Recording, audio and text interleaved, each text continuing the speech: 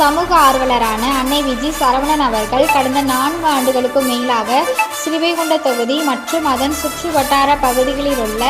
ஆதரவற்ற ஏழை எளியவர்களுக்கு இல்லம் தேடி மதிய உணவு மற்றும் இரவு உணவு திட்டத்தை ஏற்படுத்தி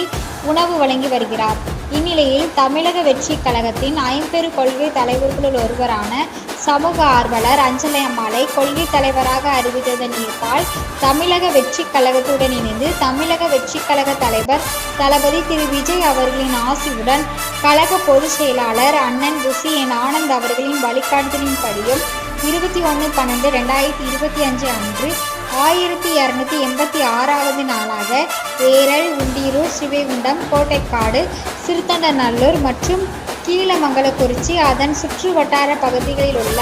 161 ஆதரவற்ற ஏழை எளியவர்களுக்கு தமிழக வெற்றி கழகம் தூத்துக்குடி மேற்கு மாவட்டம் சமூக ஆர்வலரான அன்னை விஜி சரவணன் அவர்களின் சார்பில் மதிய உணவாக முட்டையுடன் கூடிய சிக்கன் குழம்பு சாப்பாடு வழங்கப்பட்டது.